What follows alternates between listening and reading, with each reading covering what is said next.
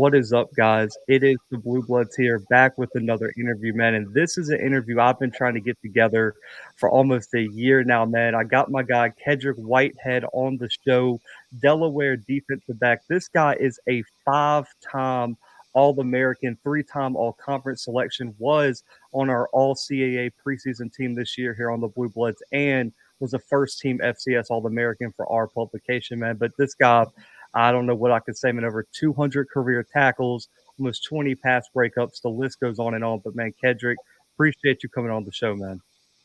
Appreciate you having me. Appreciate you having me. Absolutely, man. But listen, I don't think people know this about how accomplished you were coming out of high school. Linebacker, safety, running back, 41-8 career record in high school, state tournament all 4 years. I mean, you were an all-state selection at linebacker, running back, multiple positions. What was your recruiting process like? Was there ever a question of what position you were going to play, and what teams were recruiting you the hardest? It's funny because despite having, all those great accomplishments coming out of high school, I was very, very under recruited. I only really had University of Delaware as my real offer.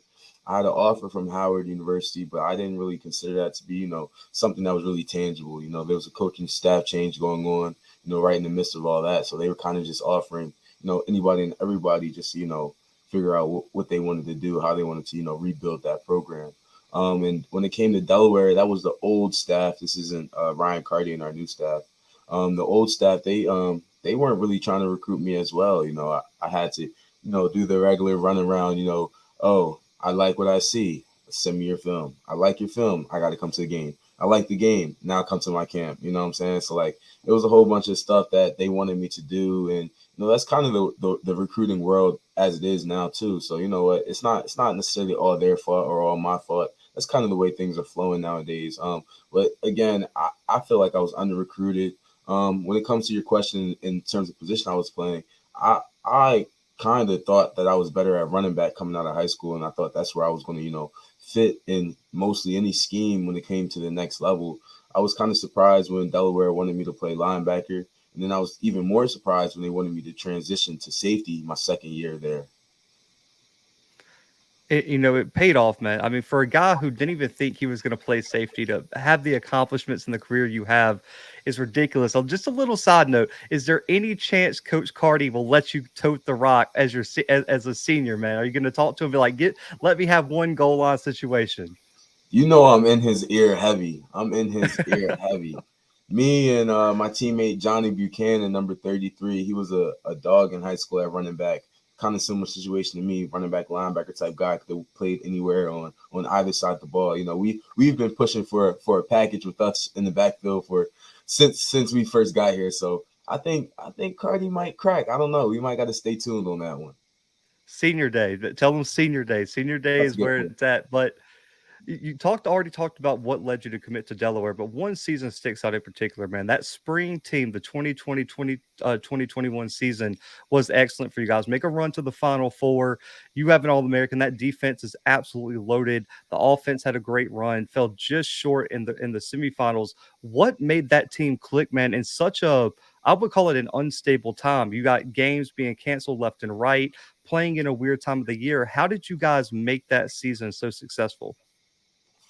One thing that we really harped on over the spring was, sticking together in terms of everything that was going on, both on the field and off the field with COVID and social injustice. We really made it our goal to stick together and really come together as a team through all the hardship and difficulties that were happening at the time. And it really paid off and it showed on the field. We were so close off the field that when it came to on the field stuff, and everybody knows this that plays football and has been playing for a long time. Football is a sport where you have to be ready to really go to war for the guy next to you in the trenches. So, we feel like we developed that relationship, and it came with a lot of hard work and a lot of stuff that goes on. Again off the field, like we were sitting around together all year, really. With COVID, not really much else to do. We had to stay together. We had to sacrifice a lot. People couldn't go out and do what they wanted to do. So we all knew what the common goal was. And our defense came out and they were really stout. That was the first year we were able to, really explore and show our new defense with our newfound defensive coordinator and Coach Rojas. And you guys, that team was so loaded. And last year, was I would say a turbulent year for you guys with injuries and all kind of things like that, opt outs, all different kinds of stuff. A coaching change as well, man. The staff that recruited you, that you played for so many years, now get shipped out. Head coach Ryan Carty comes in. How tough was that for you as a senior, one of the top leaders of this Delaware team? How did you guys adjust, and how tough was that this offseason? Yeah, definitely. It was hard. It was really hard, especially when we first heard news that um our coach was leaving, our coach was getting fired. We were all shocked. That was a guy that he was a player's coach when it comes to Coach Rocco. Coach Rocco was a player's coach. Whatever we wanted, whatever we needed, we knew we could come to him as a player, as a man, and it was no hierarchy in that. He was able to talk to us, we were able to talk to him. So it was all good vibes there. So when he got fired and Coach Cardi came onto the scene, before we knew who our new head coach was going to be named, we were all kind of hurt. We were all kind of feeling some type of way, but we're all super appreciative that the change was made, and the good things are to come. Absolutely, man. And before we get to the new head coach Ryan Carty, going into your final season, man, you decide to come back. Look, your pinned tweet on your Twitter. I don't think a lot of people know this. There's an All-American wall at Delaware where they have everybody who's ever been named an All-American, the plaque and everything like that. What does it mean to you to be a five-time All-American, a chance to be six, seven-time, depending on how some other publications work out this year? Yeah, I mean, when it comes to that tweet that you're talking about, that was something that was on my goals, on my mind coming out of high school. Walking past Delaware every single day, being a Delaware guy, being from Delaware, I've seen that All American wall thousands of times, before I even was enrolled in the school. So once I finally got there, I graduated high school early and enrolled in Delaware in the spring. So I'm there early, and that was another one of my main goals, was to graduate early and get up there so I can, get ahead of the curve. So seeing that and having it on my list, I knew it was something that not only was tangible, but something I wanted to achieve. So it was fun and cool for me to be able to go after that and get that. And I had great guys in front of me lead the way and help me get there, as well as great support staff, like coaches, put me in the right position to make the right plays. But going into the season, it doesn't really mean much to me. Anytime I get acknowledged or honored with anything, I always take about 24 hours, just like a win or a loss, to enjoy it or to harp on it, and then I try to move on. Hey, I like it, man. He's staying focused. And before we get into next season, man, new head coach Ryan Carty comes in. What is he like behind the scenes? What is he bringing differently to the program than some of the previous coaches that you've played under? First word that comes to mind is fire, energy, enthusiasm, intensity. All that just rattles off the top. He's a young guy, young head coach. He's from Delaware, went to Delaware, as well as a couple other coaches on our staff. So they all are relatable in that aspect as well. But with them being so young and so energetic, it really translates to us and really helps us, feed off their energy. It's really contagious enthusiasm. That's something that we talk about a lot and something that we try to bring to the scene and to the table throughout the year, is just having that energy that's, more than the guy to your left or to your right, because if that's the case, then they're going to try to match it. Definitely, man. I'm excited. I picked you guys to win the CAA this year, man. So expectations are high around media circles. I think we even put you guys in the top 12 in our rankings. A lot of people were like, because people look at last year's record. I don't think they know how much talent you guys have coming back. But let's talk team and then personal, man. What are your goals for the 2022 season, and what is Delaware's goals for the 2022 season?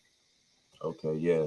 For me personally, my goal is just to lead the team as best as I could, however that may be. You know, not all the time does my leading skills have to be vocal. Sometimes it just have to be by example. Sometimes I just have to strap it up and run down the hole and really try to lay somebody out to get the energy going, get the team going. But I'm able to do everything. I'm able to do it all in terms of that aspect. So my main goal is just to lead the team as deep into the playoffs as possible.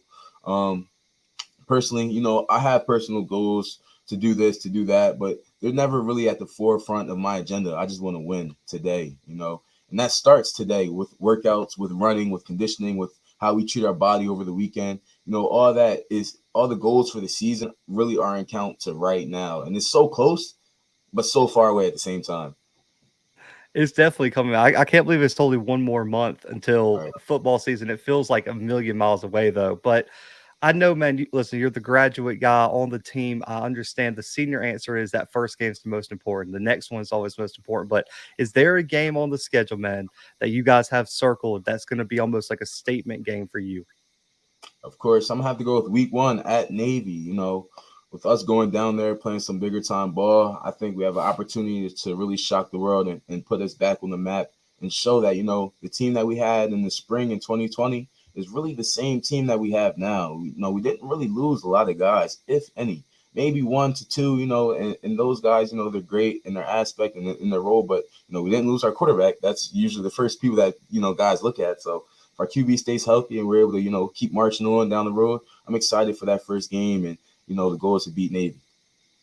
I think Hero Sports, Sam Hurt over there, had you guys in the top 10 of the most likely FCS over FBS upsets with that trip to Navy Mess. I know that's going to be a big game for you guys, but looking back, this is one of my favorite questions on the show always. So I always like hearing how players look at themselves.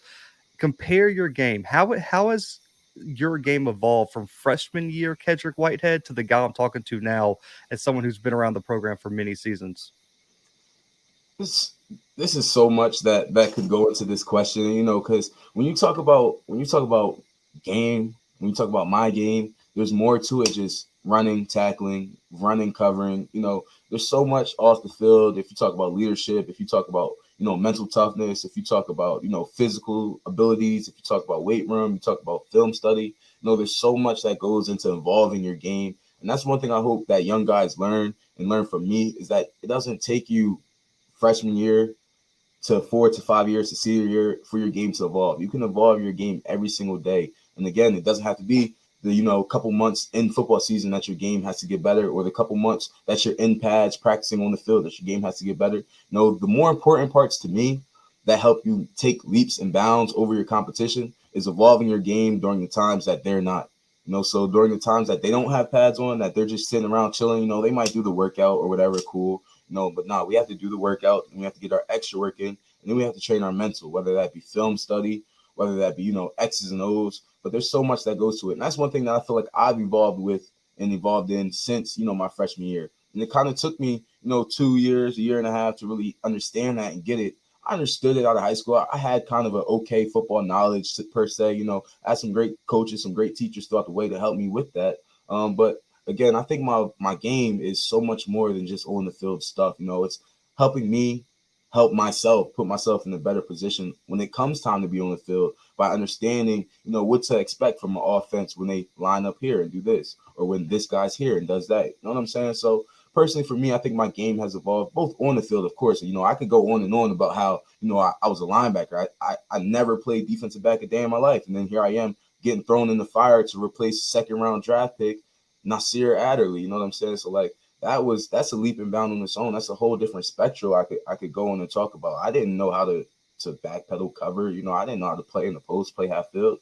And during that transition from when I went from linebacker to safety, I had a defensive coach who wasn't really a safeties coach or a DB coach. So I'm still looking and still trying to find, different ways and different techniques that I can improve my game on the field. But off the field, I think that's where I can make the biggest leaps and bounds. Still can.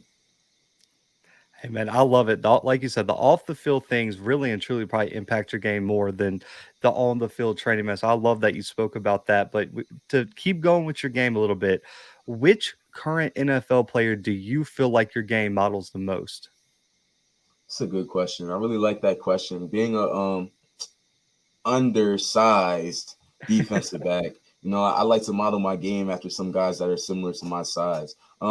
Playing safety and then having that experience of playing linebacker, I really see myself fitting in roles as like a slot corner type of guy.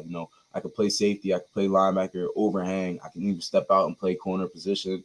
So like a guy that I like to really model my game, obviously the Honey Badgers is a guy that all defensive guys, whether you play defensive back, linebacker, literally anything, that's a guy that you should, somewhat model your game to. He knows how to get the ball out and get to the ball. But more personal to me is Kenny Moore, who plays for the Colts. He's a great guy that I feel like, does a lot of the things that I can do and I want to do when I, continue my game growing as a slot corner or a safety or overhang. I'm kind of positionless. I feel like I could play almost anywhere. Hey, that's a big thing, man. The NFL, I think with defenses in general, man, they just want the best athletes out there. If they can fit you somewhere, you're going to play. And I think you see that even going down to the front seven. You look at a Micah Parsons, who even could play a box safety with his athleticism, really and truly. So, hey, man, I love it. But what was your welcome to college moment, man? Let's go back on the field. Where were you just like, okay, this is different. I got to step it up. Honestly, when I first got there, because again, I graduated high school early. So my second semester, my senior year of high school, I was no longer at high school. I was at the University of Delaware, living on campus, taking classes, participating in spring ball, waking up early to lift and then go to meetings and then go to spring ball. So that overall, that whole concept was really my welcome to college moment. Because when you get to college as a true freshman in the fall, you have 10 to 15 other guys that are going through the same thing as you, struggling the same way you're struggling. All lost, just like you, don't know what's going on. But when you come in the second semester, after that first class of guys that came in the fall, already struggled already together and already, now they know where everything is. Now they know what to expect. Now you're just the one guy, the single guy who doesn't know anybody's name, doesn't know where anything's at, doesn't know anything about anything, and nobody's struggling with you. So you either have some good teammates who help uplift you and show you the ropes, or you're just a shark, just thrown in the water, and it's just up to you to either sink or swim. So that whole concept was new to me, and again, it's spring ball. So and I played in the championship in December, so I'm turning around and playing football right again. Lifting and running football, and there's so much to the college schedule that no high school kid is really prepared for that. It takes you a minute to even adjust yourself to get right for that. But that whole shebang was. But I will say that it was well worth it. I definitely recommend to anybody who can, if you can have that opportunity to graduate early and forgo that second semester as a senior and get on the field as a true freshman or before that really freshman year even starts, you're going to be so far ahead of the curve that I definitely suggest it. 1,000%, man. I've had players on here that if you can enroll early, do it. There's no reason that you shouldn't, and at least try to get yourself ingratiated in the culture, plans, and things like that. But man, this question is interesting because I told you we had your teammate Nigel on here. He came on here when I asked him this question and said that you can't, he doesn't think you can be a good DB if you don't talk trash. So, how big of a part is trash talking of your game? I definitely agree with Nigel on that one because DB is all mental. You got to go out there and be talking trash before the ball's even snapped. And whether that be verbal and actually saying that to your opponent, or whether it be all in your mind and be like, yo, I'm lined up. I'm the best DB out here. I'm the best football player on the field. This receiver's catching no balls on me today. You know what I'm saying? Like, it's all mental at DB because the second that you're in your head thinking that guy's better than you and you're not the best out here, it's going to be a long day for you. Second, you get beat one time, he catches the ball, and then you let him get up and start talking trash before you. It's going to be a long day for you because he has you beat. So yeah, I definitely agree with Nigel. You have to be a trash talker at DB, at least a little. It doesn't have to be something extreme but it has to be a little bit of swag. I wouldn't even say trash. It just has to be all swag. For me personally, I was a big trash talker in high school. I kind of had some ebbs and flows of college of being a trash talker or not, and it kind of all depends on how I'm not feeling or playing. It just all depends on the tempo of the game to me. So like it's situational shit. You know what I'm saying? Like you can't be down 10 talking trash, you know what I'm saying? Yeah. Like you have to be somewhere in that area of, up or having a good game, something around those lines. But again, you do have to have some a lot. You do have to have a lot of swag being a DB. That's something I learned early. And Nigel was a good guy and he was a good example of how to have that swag and confidence. Hey man, I love it. That was by far. I've asked this question to so many players. That Nigel's answer. I mean, he went on like a 3 minute rant on it, and I loved every minute of it. But without giving away too much, man, because there's some big wide receivers in the CAA that I know are going to be trying to get the leg up. But one on one, which I know you don't play always as a safety, but one on one, what's the number one mistake a wide receiver can make against you? It's a good question. No, my game is multi-talented. So I mean, I think the number one mistake a receiver can make is just taking me for being that same linebacker I was a couple years ago. If you watch the tape from 2019 and before when I was a young safety or a first year safety or a linebacker, my coverage skills weren't the best. But as I've grown and progressed in my game, I've really, really, really worked on that, and I worked hard on that. So to underestimate me to just be a tackle in the box linebacker is probably the worst mistake they can make. And to give a little bit of credit to the other side of the ball, man, you faced a lot of great players throughout your career at Delaware. Who are some of the best offensive players you've ever had to face? That's a good question. Let me think about that because I have faced some really good players.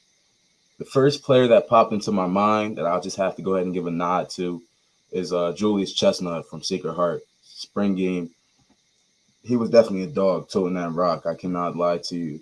Definitely, I wish him the best of luck in any of his career endeavors moving down the line. I'm sure he's going to do great somewhere. That's the first guy that popped into my mind, so that's what I'm going to go with. Oh man, like you said, a dog, and I know he's off to the NFL right now. And we had Malik Grant on here from Sacred Heart too, who was his backup, and he said that man, that guy was worked different behind the scenes, man. So I love that pick. And the final question, man, you're going to be one of the top NFL draft picks coming from the FCS level going into 2023. If an NFL franchise asks you what they're going to get in Kedrick Whitehead if they select you next season, what do you tell them? I think they're going to get a versatile athlete who could play multiple positions on the field, who can lead both on the field and in the locker room. Just a guy who's going to show up ready to work every single day. Who's not going to take away from the program, but he's going to give very much to the program. Hey man, short, sweet, to the point, man. I know I'm going to hear the name Kedrick Whitehead at some of these All-Star games, man. We try to go cover all of them, and I'm excited to see what you guys do this year. Got some big additions to Delaware on both sides of the football. So, guys, I promise you're going to want to tune into some Delaware games this year. But man, this is all about promoting the players. I know you're big on social media and things like that, man. So let them know where they can find you, contact you for NIL deals, and you got the clothing line and the website, man. So let them know where they can find all that. Definitely, definitely, definitely. Everything will be on my website, KedrickWhiteheadJr.com. You can find the links to all my platforms. You can even shop on my clothing brand, like you said, and stay tuned for all our upcoming games and news. Hey man, guys, I'm telling you, merch is awesome. We already copped us one earlier. Got to go cop some merch for my guy. But guys, make sure to go follow Kedrick on all social media. The bigger his following gets, the bigger and better deals are going to come his way and opportunities. And make sure to tune in this year as he goes for. He's going to listen. He has a chance to hit 8 to 9 All-American awards by the end of his career this year. So guys, make sure to tune in. But for Kedrick, myself, and the Blue Bloods, we are out for right now.